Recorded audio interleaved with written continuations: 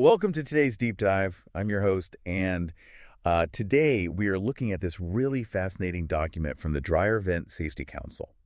We're going to explore the hidden physics happening inside your laundry room right now. Yeah, we're focusing on this concept called back pressure. Right, back pressure. And I mean, while that might sound like this super dry technical engineering term, it is actually a brilliant lesson in how we measure the invisible forces in our everyday lives. It really is. It changes how you look at your whole house. It does.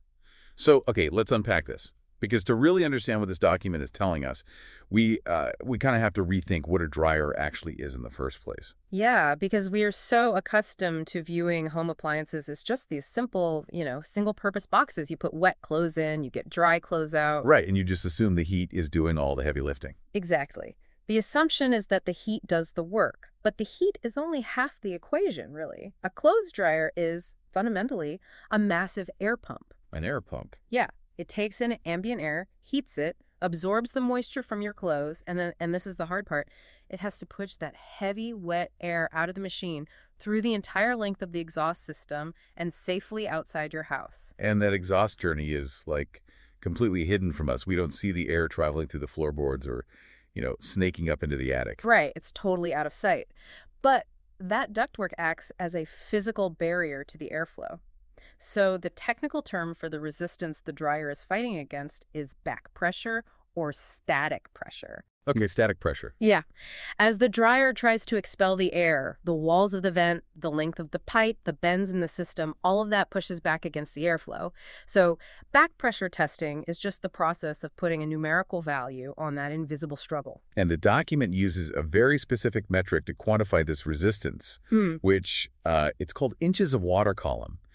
I always assumed engineers would need to pump some kind of, specialized tracer fluid or colored smoke into the walls to see how restricted it is. Yeah, that would be the assumption. But the source points out this much more elegant solution. We don't actually need a special test medium because the appliance itself is already a heavy-duty fan. We just let the dryer run and use its own standard operating output to test the resistance of the pipes. Which is just, well, it's a beautiful example of practical engineering. The machine is already doing the work for you. Right. It is pushing a consistent volume of air into the ductwork. By taking a measurement of how hard that specific machine is straining against that specific duct system, you capture this unique fingerprint of the home's exhaust resistance. You are basically taking something completely invisible, the friction of air against metal, and turning it into actionable data. Exactly. You're giving a number to the invisible. Which brings up a huge point because as a homeowner, I always assumed my dryer was just, fighting against the lint-clogged filter.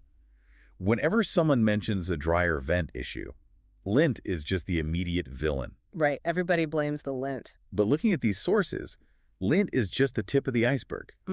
The document is very careful to correct that misconception. It really emphasizes that resistance is cumulative. It is. I mean, lint accumulation is certainly a factor, but the document highlights several structural issues that often contribute far more to the overall back pressure. Like what? Well, one of the primary culprits is what engineers call effective length. Effective length. Yeah. So if your laundry room is right in the center of the house, the sheer distance the air has to travel to reach the outside wall that acts as a massive physical barrier.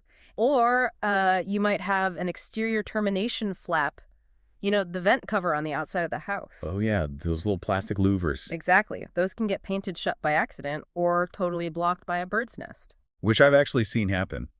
But the consequences of that traffic jam are what make this so dangerous, right? Because if the air slows down due to a crushed pipe or too many elbows, the moisture suspended in that hot air, it cools down before it can actually escape the house. Further, it is this vicious cycle that forces the machine to run hotter and longer. Which wastes electricity. Yes, wastes electricity, wears out the appliance's motor prematurely, and eventually it creates the perfect conditions for a devastating house fire.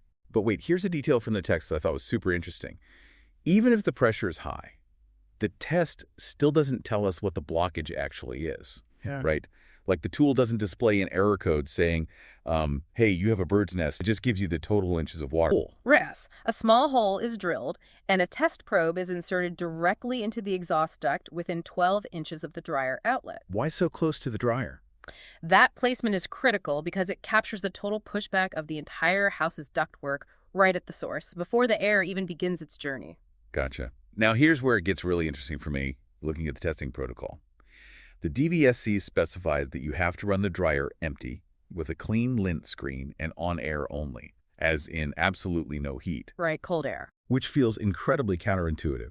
I mean, heat is the whole point of the machine. Why on earth would you remove its primary function to test its performance?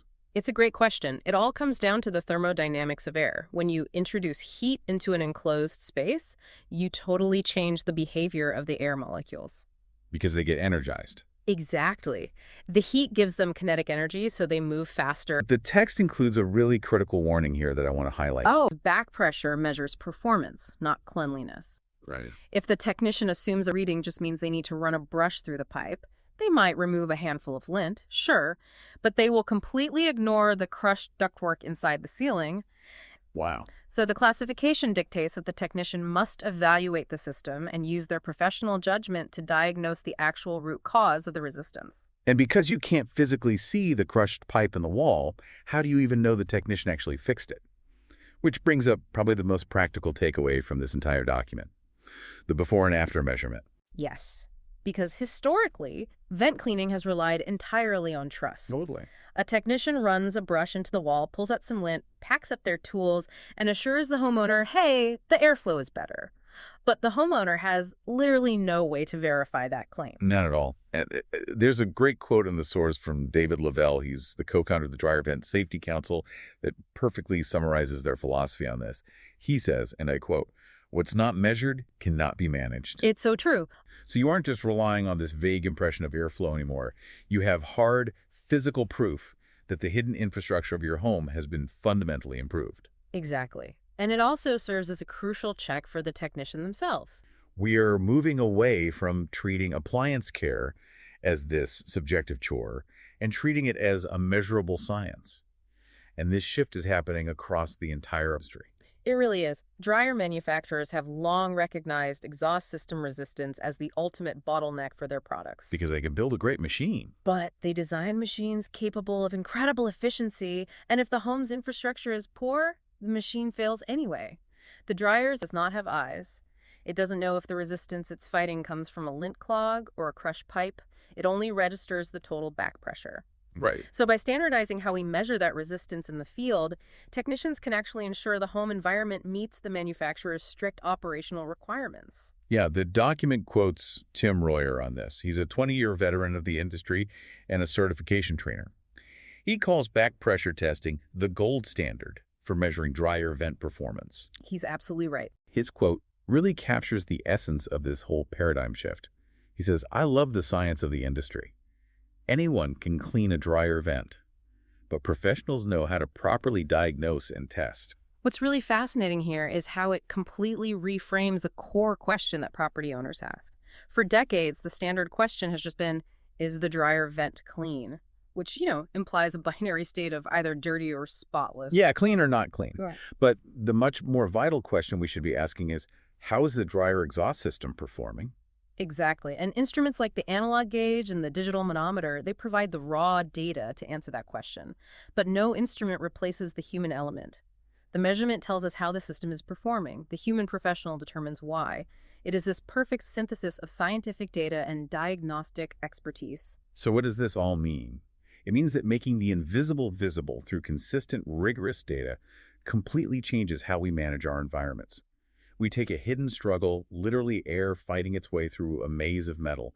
We capture it as a concrete number. A tangible metric. Right. We translate that number into understanding. This doesn't just make you a smarter homeowner who knows the critical difference between cleaning and diagnosing. It shows how applying a little bit of scientific measurement to the hidden corners of your life can give you absolute clarity.